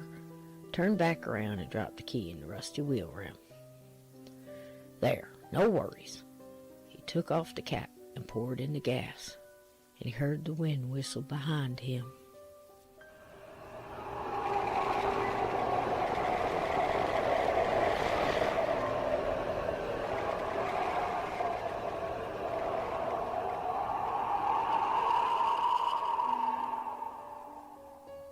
and a fall wind kicked up the leaves, and Tater turned around.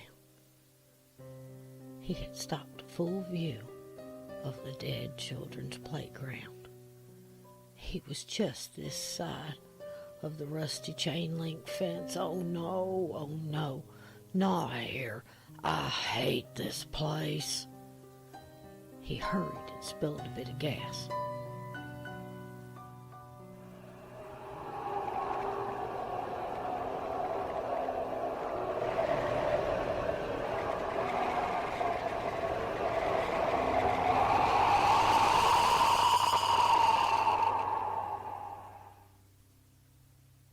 The wind again. I won't look. I won't turn around. Tate whispered out loud. He usually avoided looking at that darn playground. The cars and equipment usually blocked his view. But he could see it now. He could see it now for sure. Tate shut his eyes and counted. 1, 2, 3.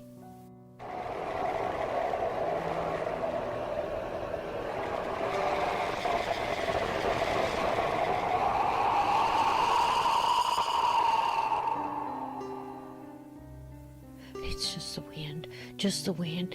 He dropped the gas can and let her spill out. Turned and jumped into the cart and turned the key, and it sputtered and nothing.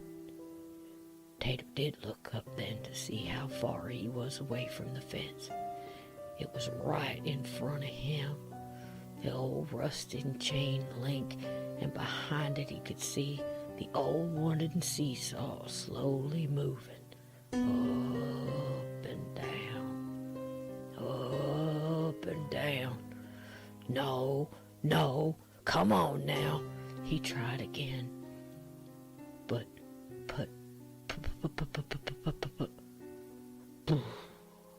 almost. Come on. Tater looked again, not really wanting to. He saw the old wooden plank swing start to swing all its own. Up and back. Up and back. It's not real. It's all in my head. Tater hoped and tried again. The cart coughed and caught, and Tater threw her in drive.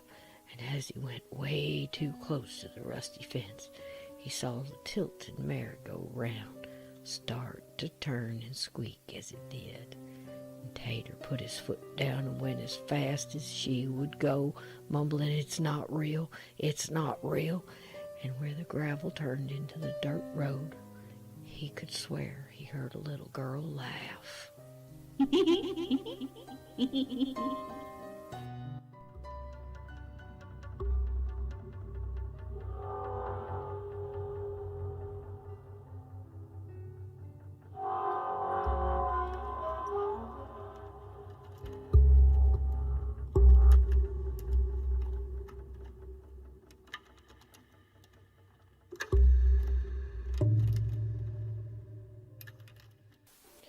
"Well, we have us some serious issues here tonight, boys," Chuck said. "Let's go outside to the fire pit round back, and we can continue this conversation. I don't want the ladies hearing all this, at least till we get things sorted." The men, each reading the Wikipedia version of the Rougarou and other sites' views on the subject, had their own thoughts to the matter. Deputy Parker, not one to say there weren't things in nature that made us question our sanity sometimes, but he wasn't jumping to any conclusions either. Dave was about there with him, but had seen too much in the last day to question much. George, seeing things over the years himself, knew when information came through Greta, there was a reason, and Chuck was right there with him. Chuck McGee said, "Either way, he was bringing his shotgun to the fire pit with him. Period. End of story."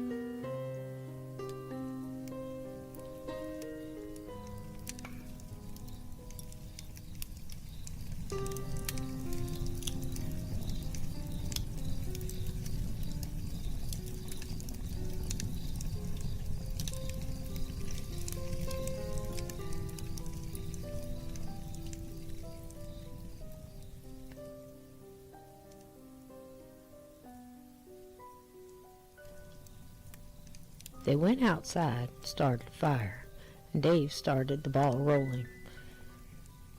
He told all of them all he had seen, from the cabinet doors being thrown open, the horrible smell in the cabin, and he added in the black mist he and Rage had seen too, even though he wasn't completely sure what that had been. The two that bothered him the most being the large black thing in the window and Rage cornering something Dave couldn't see in the back bedroom that left a very cold spot on the wall and a foul smell and a shiver down himself for sure. He showed Chuck the black goo he had saved in the cardboard, and George told Chuck about the shower and the substance left behind that seemed like motor oil, and it definitely not being the same as the goo on the mirror. Chuck surprised them with a similar story from a former renter. He had refunded their whole week's rent and put extra lights in the showers. That renter, too, had seen the large black hand in the men's shower grab his own ankle. Chuck said, "I thought they'd lost their damn minds." Dave threw in the screams he had heard, that seemed to move so quickly from one point of the road to the next in seconds. "That was probably a red fox, but at this point, I'm not ruling nothing out," Chuck said. Then came the one that sat Chuck back into his deluxe canvas camper's chair. "This voice came out of the static in my radio last night. It was deep and dreadful, and it said, 'They killed me, give it back,' and kept repeating, 'Why, why?'" Dave explained. Chuck looked at Dave and asked him to repeat it, and he did. Chuck looked at George now, and George nodded. George then explained a bit about Greta's gift and how she went into trances sometimes. He told about the sleep talks and how they told of how to find lost things, which was nice, but also of impending danger, and that was not as nice, George added. "Just before you gentlemen showed up this evening, Greta went into a trance. She spoke in another voice, one most assuredly not hers, and said very much the same thing you just said, David." Dave sat back in his camper's chair now, trying his best to process all this. Chuck broke the silence now. "Joe, I'm damn sure it was Bob speaking through Greta today. He said whoever hurt him took his Susan. Now, what that means, I don't pretend to know. But I looked into her eyes, and Joe, they were his eyes, looking back at me. Jesus help us. His eyes, Joe. Plain and simple, cannot explain it." Joe shook his head, taking it all in. "George, you heard this too?" George nodded and looked into the fire. They all stared into the fire a bit, sorting their own thoughts. Dave looked at Joe and asked, "You think this is a good time to tell them about the tackle box and the bobber dance?" Joe raised an eyebrow and motioned a "why not" with his shoulder in a shrug, and added a nod. "The what?" Chuck asked. They both told this story. The animation in both was almost humorous, and George, Chuck, and Rage listened intently with their eyes on both of them. Chuck took off his hat and held it in his hand and poked the fire a bit with a stick again. "Okay, this here is going to sound a little nuts," he said, slow and quiet, and all of them burst into some much-needed laughter. Chuck still had a smile on his face. Okay, I guess that can of worms is run all over already." He shrugged himself now. "So why not? What if Bob is haunting your cabin, Dave, trying to get our attention? Man lived for fishing, stayed in that cabin over a year. He was a big man. Could have been his ghost you saw at the window. I'd bet my truck that was him on the radio, too. Had to be.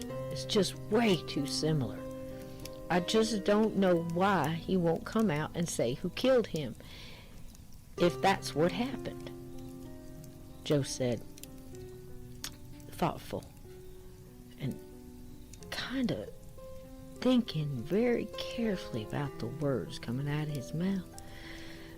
Maybe, just maybe, he can't, Chuck. Who knows? But he tried to tell us about that dog thing in there on the computer. That seems to have come up a few times.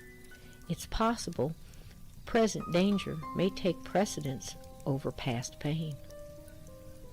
George and Dave both looked at Joe with an I'll be damned look on their faces and a nod of that's damn possible.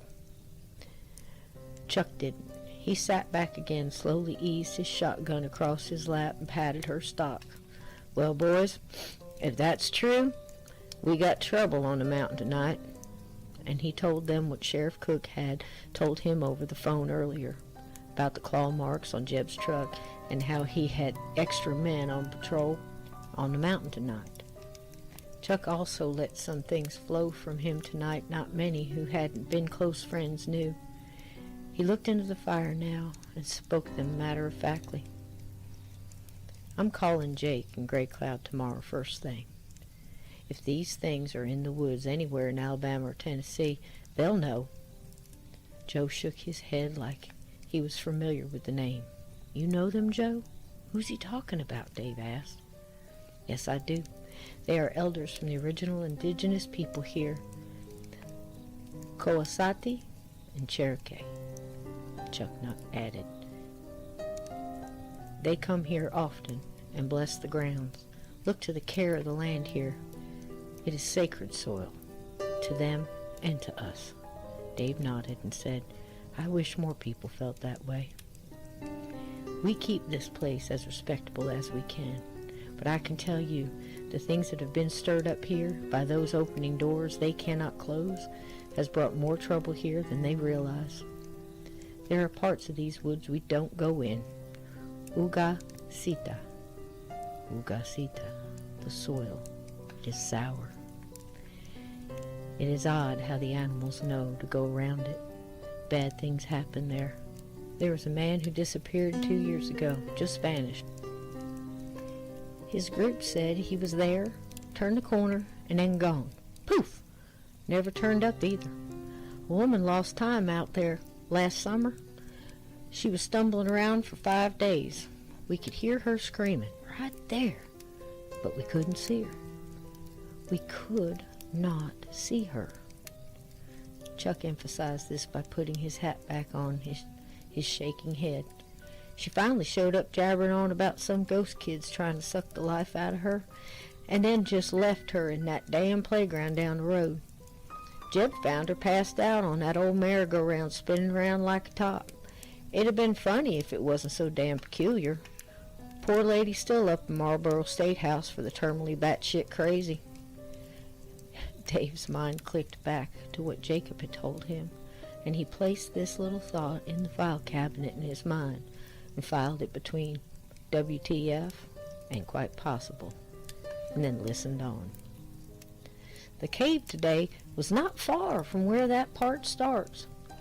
We have no trails running through there and try to keep people away from that area with signs and danger ahead warnings, but humans can be some of the dumbest animals out there. We try to live with the nature around here. Deputy Parker shook his head.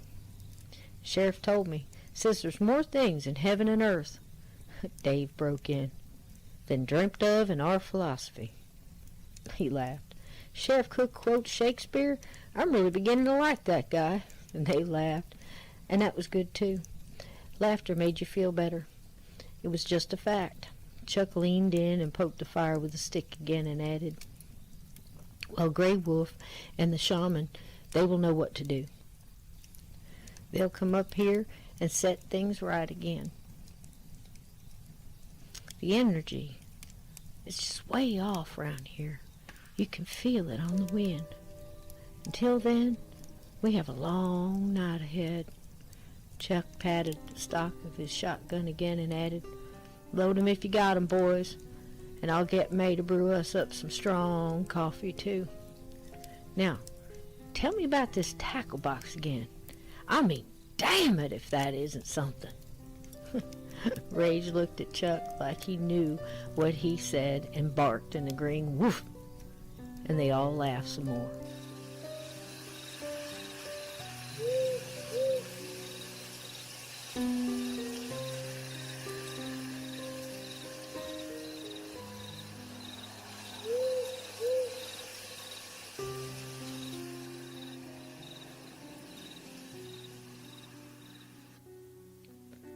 Jeb was about ready. Almost dark enough, he thought. He'd be okay till he got just around this back part, but then he'd be on the thin dirt road that ran the back way to the garage and out. Another 30 minutes ought to do it, and he turned the radio on low. He ate his second to the last cracker and laid his head back. "You saving that for the last one for me, are you, boy?" Jeb froze.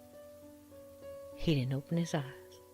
He was used to his daddy's voice being on the inside of his head, but this sounded like on the outside of it. "You're hearing things, Jeb. Get it together now." He relaxed again, and it came low and long, and indeed from outside his head. "I asked you a question, boy." Jeb quick threw his body against the door, turning as he did to get a full view of the inside of the truck cab. There, sitting in his passenger seat, was his daddy, brought to life, and holy Jesus, there he was. Jeb's muscles tightened, and he wanted to scream, but nothing came out. He managed a small whimper from inside his throat, and he blinked. Still there, Ezra slowly turned his head to face his son and smiled with a toothpick sticking out one side, held with black teeth, and stared with hollow eyes. "How have you been, son? You taking care of business?" Jeb reached behind him and scrambled for the door handle. Sounds like cries came out from him now, and he just looked at the face of his dead father wide-eyed and in terror. He felt the cold metal finally and jerked it up and pulled to make it catch, but the weight from his body made it hard to open. "What's the matter with you, boy? Don't you miss me?" Ezra's voice sounded like a hiss, and Jeb felt the door catch give way. He fell out of the truck backwards, his hand getting caught in the netting as he tried to catch himself, and he heard his bone crack but felt no pain. He was in shock, total shock, and he scrambled to his feet, trying to still use a broken arm, as his daddy reached for him and said, "Come back! I want to talk to you, boy!" Jeb found his feet, and he ran into the woods, stumbling and trying to hold up his arm and not fall. He ran alongside the dirt road and kept looking back toward the truck. Once more heard his daddy laugh as he did, and he just ran faster. Stumbling through the thickness of the brush, he was repeating over and over, "Run, just run. He's not real. Just keep running." Jeb saw the turn of the road, and he looked back again, so afraid his dad would be right behind him. "You got this, Jeb. You just keep running." He'd get to the garage, get his truck, and the cash in the box there. He was done. Never coming back here, never coming back, never coming back. He breathed out and he ran through the bush and the thicket. Now he pushed his way through the kudzu and other vines there in the low brush, and he heard it. A slow rumble of a growl, and he froze, stopped dead in his tracks. It came from his side, and he looked toward the sound. Then it came again from his right, this time further off, but there. "What in the hell?" he whispered. To the left again, closer. "Oh my God." He found his feet and held his arm and ran. He ran as fast as his legs would go. The bushes rattled next to him on both sides now, like something was running with him. "Run, Jeb, run," he coached himself on. "Oh my God, run." He cut through the trees to his side and down on a steep ditch, and he slipped, catching himself, and his arm screamed pain up to his shoulder, and Jeb cried out, "Ah!" And he stumbled down, lost his footing, and rolled, his body crashing into the rock below. He was stunned, but pulled himself up. He heard the growl from his side beside him, and he ran. Caught the tree line again and zigzagged in and out the trees, swatting away branches with his good arm and trying to clutch his shirt to hold his bad one. He knew this place. It was his woods. He could do this. "You can do this, Jeb." The rustle was next to him again, and along his run above him. The growl was closer now, but he saw nothing. Nothing. He could see the break ahead, the woods that led to his garage not far now. He turned and went into the last leg of his run. The rustle seemed to turn with him, and the growls were closer. He could see the shop light in the distance, just past the playground. He was gonna make it.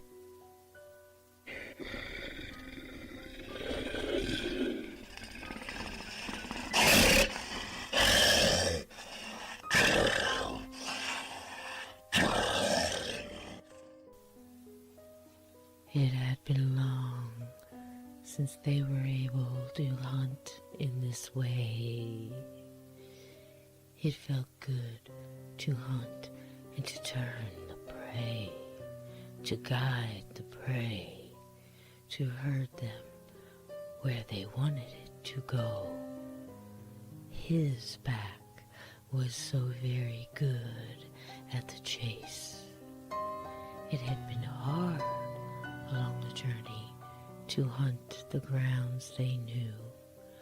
Tonight they would bring the intruder to him, and he would show them he was still their wise one, their leader. Bring him to me.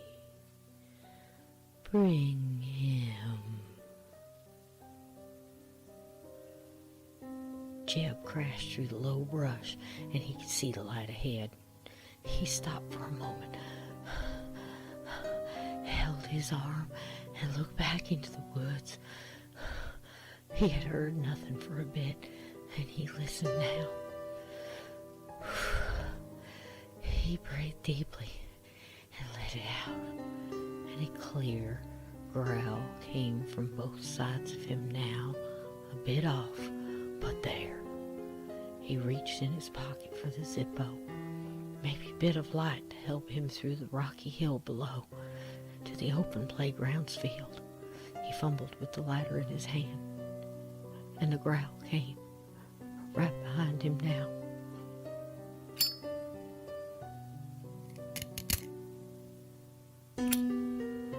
And the growl came right behind him now.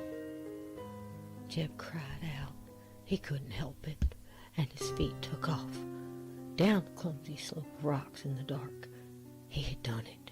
He reached the fence of the playground, and he stumbled through the broken mesh and slipped under the bar. The dim light from inside the garage, not far off at all. "You got this, Jeb. Go!" The desperate man took off across the field and ran toward the other side. He could see the silhouette of the cars and tractors not far in the distance, and he ran through the sand-filled field, around the swings, or under the monkey bars, and over the fallen fence, and cleared the fence bar and fell onto the ground on the other side. "Oh, hell, man, that was awful." He breathed in deep. "Jesus, that was no way. My daddy back there, no way. What the hell is in these woods? What the hell?" He caught his breath a moment. "You did it, Jeb." His arm banged hot with pain, and his chest burned from his run. He could barely see his hand in front of his face, and he wanted to look to see if anything followed him from the woods. He wished he'd grabbed his flashlight from the truck, but he left it behind with that thing that looked like his daddy. He pulled himself to his knees, and he lit the Zippo again. to guide himself through the junkyard of old trucks and farm equipment long silenced by time and rust. Shadows danced in the flames' light, and the field behind looked empty as far as he could tell. He gingerly made his way through the junk piles of twisted metal when he heard a low rumble come from in front of him. The skeletons of cars were between him and his garage back door.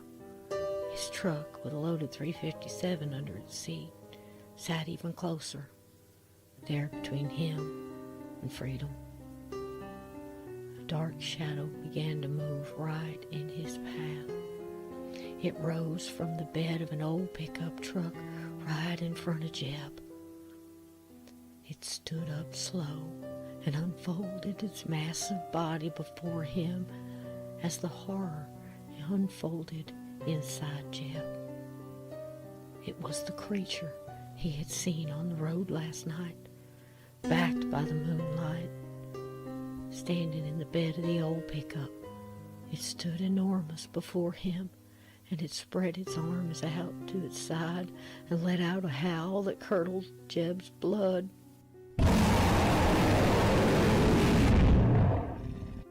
He turned to run back the way he came, and two more like this one creeped toward him across the field of the playground on all fours, each of them adding their own howls in return.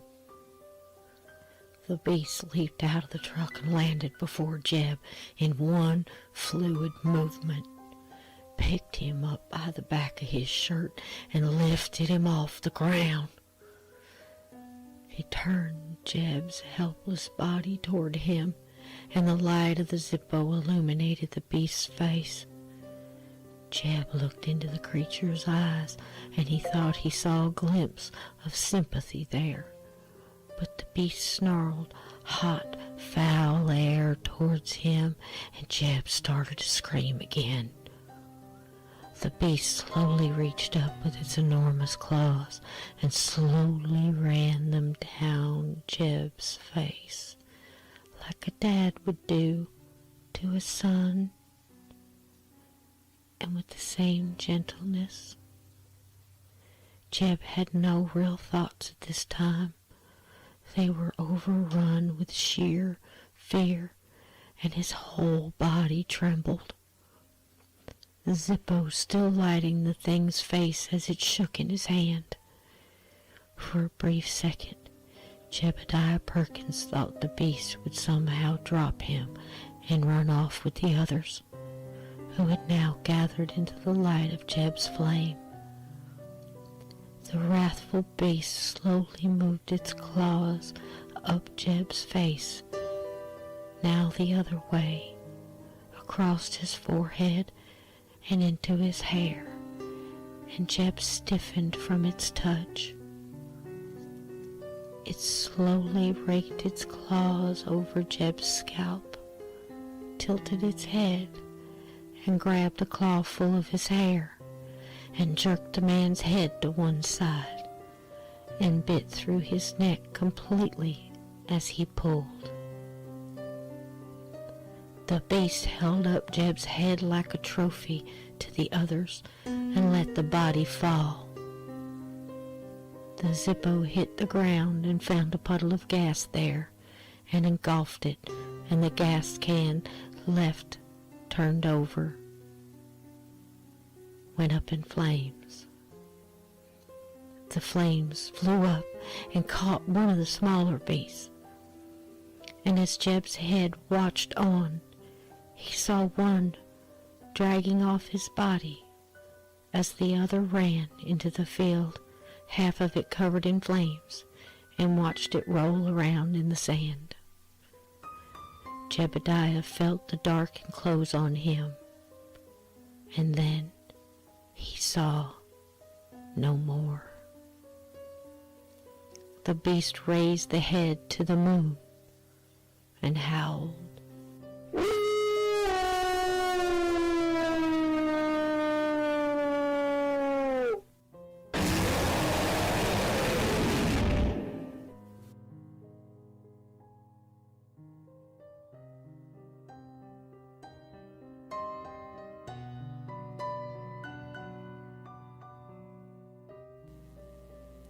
"Hey," Dave said. "Did you guys hear that?" Everyone stopped still and listened. A scream from far off followed the wind. That was no fox. A howl from the same direction followed, and Rage sat up and perked his ears. Then another scream. Joe Parker stood up, turned towards the sound. That came from down the mountain, Chuck. Chuck stood up with his shotgun at the ready. Off from the other direction, a scream from a different kind echoed, a wailing that vibrated in the trees. Chuck knew this one well. It was the Squatch, all right, and he was none too happy about something. Chuck had learned the sound over the years, and this was not good. Another answered back, and the men all looked at each other and around them at the same time. Rage moved in close to Dave, and Dave did not blame him. Another scream, a blood-curdling one, came out from back up the mountain again, followed by a howl the Wolfman himself would be impressed by.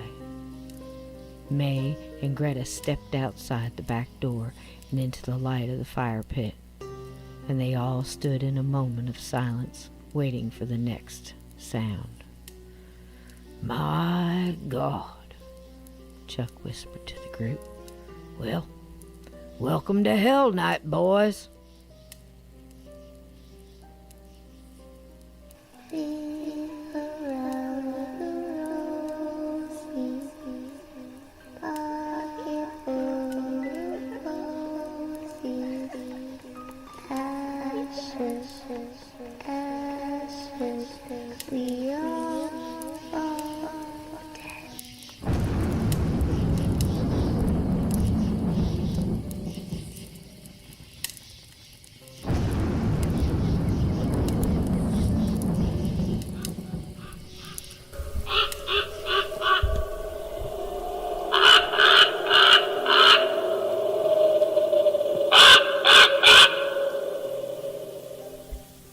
You have been listening to The Strange Case of Cabin 22, Part 5, on Sacred Soil.